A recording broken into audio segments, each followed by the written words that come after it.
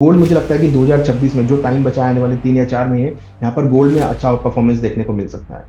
और देखिए, हाँ। गोल्ड में एक ट्रेंड रहता है कि अगर प्राइस बढ़ते हैं तो लोग खरीदार मार्केट में आते हैं, प्राइस घटते हैं तो लोग मार्केट से बाहर हो जाते हैं। अनुज, गोल्ड सिल्वर कॉपर में कौन सी कमोडिटी आउट परफॉर्म कर सकती है? ये तेजी थी, ये एक दिन की सबसे बड़ी तेजी थी। ये इससे पहले तेजी आई थी फरवरी 2026 में। तो मीन्स करीबन 5 महीनों के बाद इतनी बड़ी तेजी हमने गोल्ड में आती हुई देखी है। सेफ बेट इसको बोला जाता है, हालांकि अभी फिलहाल उल्टा ही हो गया है। और बड़े बड़े ब्रोकिंग हाउसेस ने जो टारगेट दिए हैं, $5,000, $6,000, आपका क्या व्यू है? हाय एवरीवन, बहुत बहुत स्वागत है आपका मेरे चैनल में। मैं हूं आपके साथ चारू गर्ग। आज फिर से एक खास गेस्ट के साथ आपके सामने आई हूं। और आज जानेंगे 2026 में, हालांकि आधा साल निकल चुका है लेकिन बाकी के जो टाइम बचा है, कमोडिटी में कहाँ पे निवेश आप कर सकते हैं। गोल्ड पर, सिल्वर पर मैंने अलग से वीडियो करा था। आज मैं बात करूंगी गोल्ड, सिल्वर, कॉपर, तीनों में से कौन सी ऐसी बेस्ट कमोडिटी है जहां पर आप पैसा कमा सकते हैं। चलिए तो फटाफट से पॉडकास्ट की शुरुआत करती हूँ। मेरे साथ है आज doctor Anuj Gupta. Hi Anuj, welcome to the show. Good morning Charu ji, good morning. Thank you for taking out time. Thank you very much, thanks a lot having me in this show. चलिए, आप सभी लोग प्लीज चैनल को सब्सक्राइब जरूर कर लीजिए। तो पहला सवाल अनुज मेरे से मैं गोल्ड पे आपसे लेना चाहूंगी।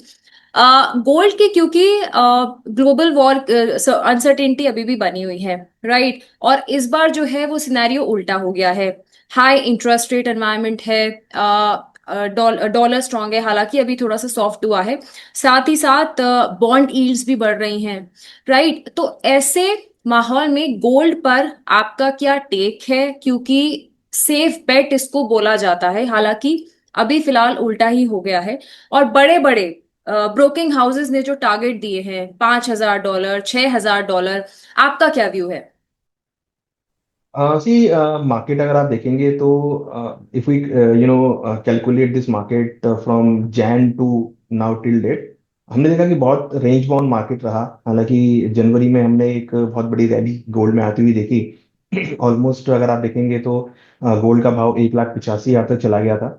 $5600 के आसपास गोल्ड के भाव चले गए थे। चांदी भी ऑलमोस्ट चार ऑलमोस्ट $120 चली गई थी, 4,20,000 के लेवल चले गए थे। उसके बाद हमने गोल्ड और सिल्वर में करेक्शन आते हुए देखा। तो बहुत मतलब ये जो 6 महीने गए हैं लास्ट के, ये बहुत वॉलेटाइल गए, जिसमें हमने बहुत सारी चीजें होती हुई देखी। पर्टिकुलरली अगर देखें तो जिस तरीके से वॉर सडनली हमने देखा यूएस ईरान के बीच में, इन बिटवीन हमने देखा क्रूड के भाव सडनली $120 तक गए, अब वापिस वो $70 के आसपास वापस। हैं। इन बिटवीन फेडरल रिजर्व की तरफ से इंटरेस्ट रेट को लेके काफी डिस्कशंस हुए। तो बहुत हमने ये 6 महीने में काफी कुछ यहाँ पर देखा मार्केट्स के अंदर, जो कि कहीं ना कहीं मार्केट के लिए बहुत अनसर्टेन था। तो एक अनसर्टेनिटी वाला माहौल यहाँ पर आया, इन्फ्लेशन भी यहाँ पे देखने को मिला, जीडीपी ग्रोथ फोरकास्ट लोअर हुए। तो ऐसे में हमने कमोडिटी मार्केट में भी बहुत अपसाइड मोमेंटम, डाउनसाइड मोमेंटम आती हुई देखी। तो अनसर्टेनिटी अगर आप देखेंगे तो अक्रॉस द एसेट क्लास हमने ये जो अनसर्टेनिटी है वो आती हुई देखी है। इसमें अगर हम मार्केट को देखें तो जिस तरह के 2024 या 2025 में हमने वॉलिडिटी देखी थी, ये वही 2024 में काफी अच्छे रनअप्स हमने देखे गोल्ड में, 2025 में रनअप्स देखे। बट अब 2026 में उतने बड़े शायद रनअप नहीं है यहाँ पे। क्योंकि देखिए, मुझे ध्यान है 2022 से अगर आप इसको कंपेयर करते हैं तो जब इंटरेस्ट रेट बढ़ने चालू हुए थे 2022 में भी हमने गिरावट आती हुई देखी थी। बट उसके बाद जब इंटरेस्ट रेट कट होने स्टार्ट हुए 2023 से, तो 2023, 24, 25 तब हमने गोल्ड के अंदर एक रैली बनती हुई देखी। तो अल्टीमेटली इसका जो एक रिलेशन था इंटरेस्ट रेट को लेके, वो काफी पॉजिटिव था कि इंटरेस्ट रेट कट होंगे तो गोल्ड के भाव ऊपर बढ़ते हुए नजर आए। बट 2026 में इन्फ्लेशन की वजह से एक्सपेक्टेशन ये आने लगा कि आगे मॉनेटरी टाइटनिंग होगी, इंटरेस्ट रेट इंक्रीज होंगे। तो हमने देखा गोल्ड सिल्वर की जो मोमेंटम था उसमें ब्रेक लगता हुआ नजर आया। तो उस रफ्तार से गोल्ड सिल्वर के भाव नहीं बढ़े, हमने 2026 में आते हुए देखा। तो अब जो मार्केट का मूड माहौल है वो टोटली कहीं ना कहीं एक इंटरेस्ट रेट के ऊपर डिपेंड है, या यूं कहें it has an inverse relationship between interest rate and gold movement. Even we saw that dollar index also increased in last couple of months, but now it is correcting below 100 points. So that is also a positive for the gold. तो हम देख रहे हैं कि bond yield भी जो पहले बढ़ रही थी वो भी डाउन आती हुई नजर आई है। जो इंटरेस्ट रेट का फैक्टर है वो भी यहाँ पर अब धीरे धीरे मार्केट फैक्टर इन कर रहा है, बिकॉज दे आर एक्सपेक्टिंग कि 2027 में they are going to cut interest rate, because they are not keep interest rate high for the long term. तो यहाँ पर कहीं ना कहीं यूएस इकोनॉमी को एक डेंट आता हुआ दिखाई दे सकता है, तो शायद वो इंटरेस्ट रेट उतने लंबे टाइम तक ना बढ़ा के रखें, इंटरेस्ट रेट आपको कट होते हुए नजर आए। तो अगर ये इंटरेस्ट रेट कट होते हैं तो हम एक अपसाइड मोमेंटम देखेंगे। पिछले कुछ दिनों में हमने, अगर हम बात करें 2 या 3 दिनों में, पिछले 2-3 दिनों में, जैसे ही फेड का जो लास्ट मीटिंग हुआ जुलाई में, दे सेड दैट कि they will not cut the interest rate, they will not increase the interest rate, and they are looking to keep interest rate stable. So that will कि suddenly उसके बाद हमने gold silver में एक अच्छा momentum आते हुए देखा। गोल्ड का प्राइस इंक्रीज हुआ, डॉलर इंडेक्स 100 के नीचे आ गया, बॉन्ड यील्ड कूल ऑफ होती हुई नजर आई, और हमने देखा कल ही एक सिंगल डे में करीबन $150 से ज्यादा की तेजी देखने को मिली। जो ये तेजी थी, ये एक दिन की सबसे बड़ी तेजी थी। ये इससे पहले तेजी आई थी फरवरी 2026 में। तो मीन्स करीबन 5 महीनों के बाद इतनी बड़ी तेजी हमने गोल्ड में आती हुई देखी है। तो इट मीन्स कि जो ये मोमेंटम था ये केवल इंटरेस्ट रेट के ऊपर था, और हमें लगता है कि ये जो मोमेंटम है ये आगे भी आपका जारी रहेगा अगर इंटरेस्ट रेट कट नहीं होते हैं। क्योंकि अब जो मीटिंग होनी है वो सितंबर में होनी है, एंड हम्म सितंबर में भी दे आर नॉट एक्सपेक्टिंग कि इंटरेस्ट रेट इंक्रीज होंगे। तो चांसेस है कि ये जो मोमेंटम बना है दैट विल प्रोवाइड सपोर्ट, और they will increase again, and expecting कर रहे हैं कि गोल्ड का प्राइस वापस आपको $4,300, $4,400 तक जा सकता है। मीन्स अगर हम डोमेस्टिक मार्केट की बात करें तो 1,50,000, 1,55,000 के आसपास के लेवल देखने को मिलेंगे। अब देखिए दूसरी चीज क्या है कि यहाँ पर भारत के अंदर फेस्टिवल सीजन भी स्टार्ट होने वाला है, और लोग इसको कंपेयर कर रहे हैं हाई के मुकाबले। तो अगर आप हाई से इसको कंपेयर करते हैं तो ऑलमोस्ट 20-30% गोल्ड के भाव नीचे गिरे हैं। सिल्वर का भाव तो ऑलमोस्ट अगर आप कैलकुलेट करते हो 50% के आसपास नीचे आ गए, 4,20,000 से 2,20,000। तो that is almost 50% kind of thing.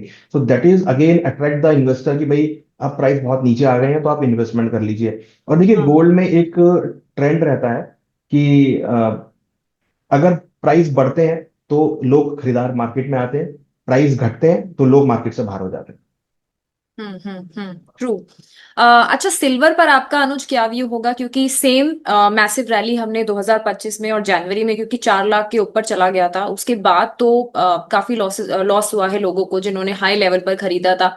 Silver पर आपका क्या व्यू होगा, क्योंकि लगातार जो है सप्लाई डेफिसिट जारी है। डिमांड की बात करें तो राइजिंग सोलर ईवी डिमांड बहुत ज्यादा है।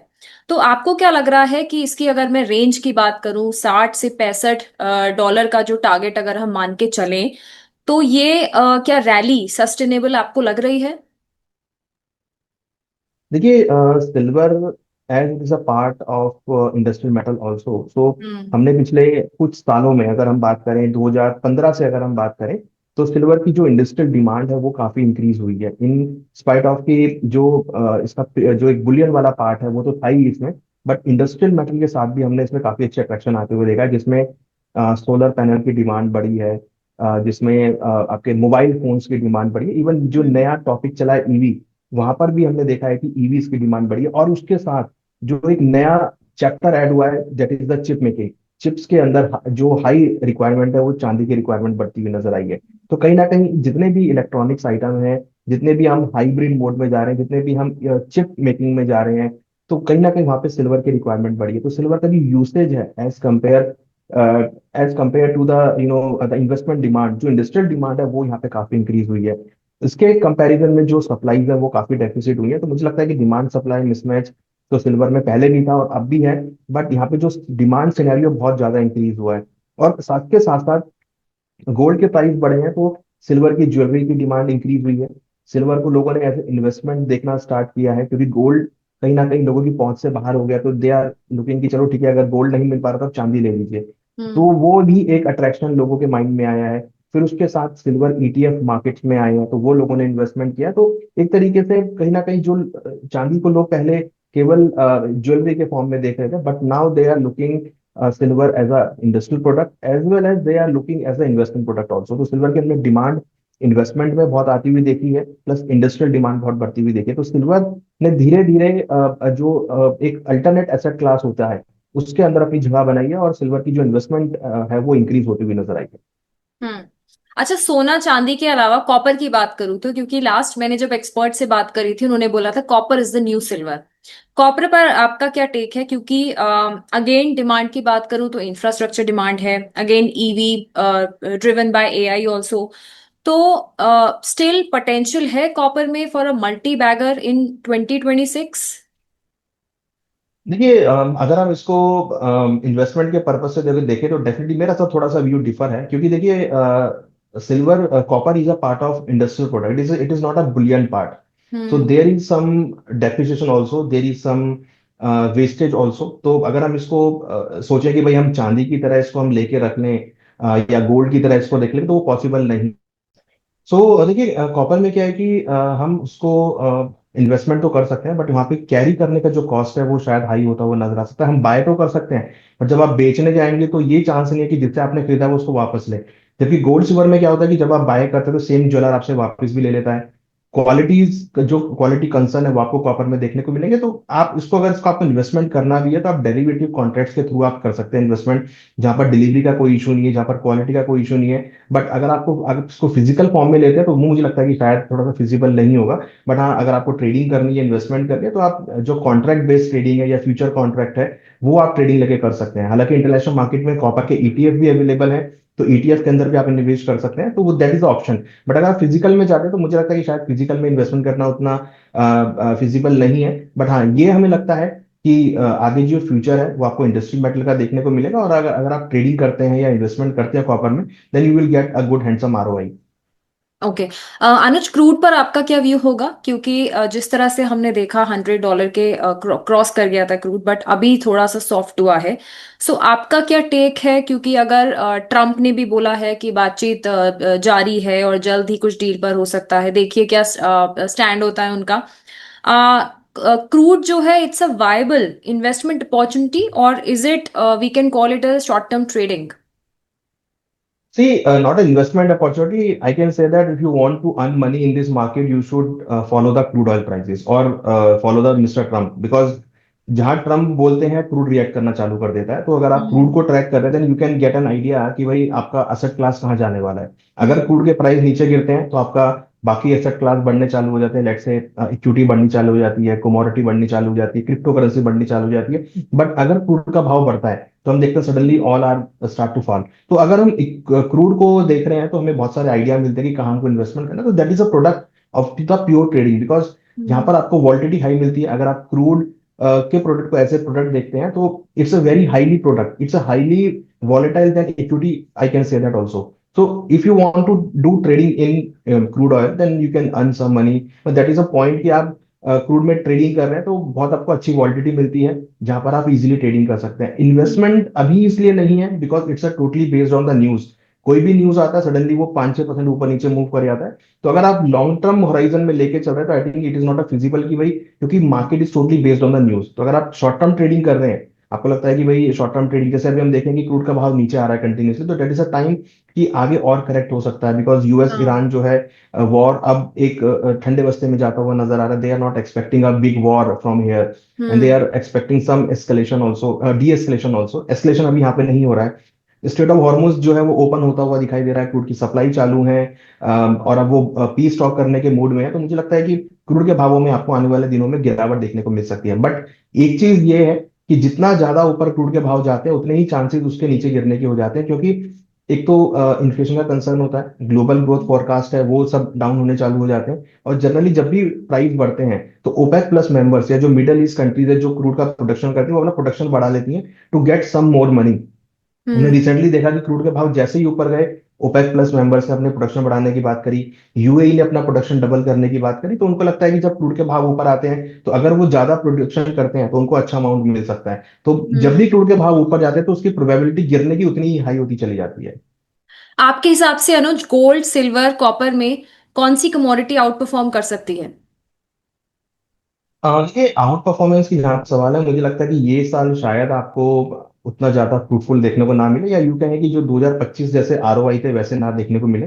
बट आई एम श्योर कि गोल्ड यहाँ पर आपको अच्छा परफॉर्म करता हुआ नजर आएगा, क्योंकि जो इस टाइम पे कंसर्न्स है, चाहे वो इन्फ्लेशन का हो, चाहे वो अनसर्टेनिटी का हो, तो ऐसे में गोल्ड यहाँ पर आउट परफॉर्म करता हुआ नजर आता है। तो मुझे लगता है कि इस साल शायद सिल्वर उतना आउट परफॉर्म ना करे, बट आई एम एक्सपेक्टिंग कि गोल्ड में आपको अच्छा परफॉर्मेंस देखने को मिल सकता है, क्योंकि यहाँ पर देखिए सेंट्रल बैंक की जो खरीदारी है वो गोल्ड में काफी देखने को मिली है।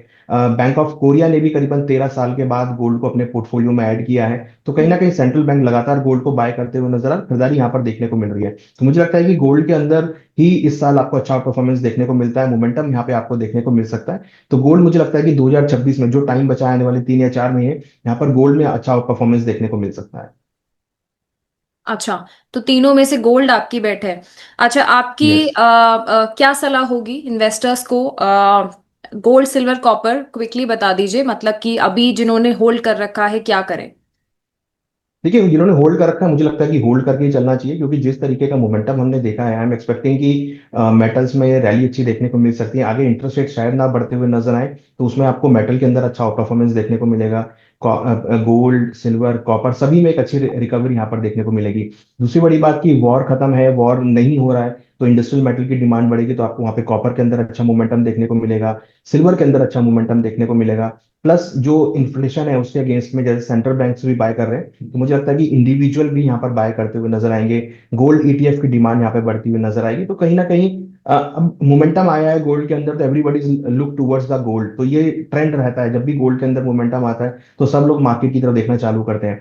हालांकि पिछले अगर आप देखेंगे तो 2 महीनों में गोल्ड की फिजिकल डिमांड करीबन 70% के आसपास कम हुई है। That is due to some reason. But अब जो है अगेन अगर प्राइस बढ़ते हैं तो everybody is waiting to buy the gold. तो नाउ अगर मोमेंटम आया है इसमें, तो मुझे लगता है कि यहाँ पर अगेन आपको अट्रैक्शन देखने को मिलेगा, और फेस्टिवल सीजन भी है इंडिया के अंदर, तो डेफिनेटली यहाँ पर भी खरीदारी देखने को मिलेगी। तो मुझे लगता है कि ये आने वाले 3 4 महीने इसमें आपको अच्छा मोमेंटम आपको देखने को मिलेगा। तो जिन्होंने खरीदारी कर रखी है उनको यहाँ पर होल्ड करके चलना चाहिए, या जो अपना पोर्टफोलियो ऐड करना चाहते हैं गोल्ड सिल्वर को अपने पोर्टफोलियो में, तो ये मौका है कि आप अपने पोर्टफोलियो में गोल्ड सिल्वर को एज अ डाइवर्सिफिकेशन प्रोडक्ट के तौर पर भी ऐड कर सकते हैं।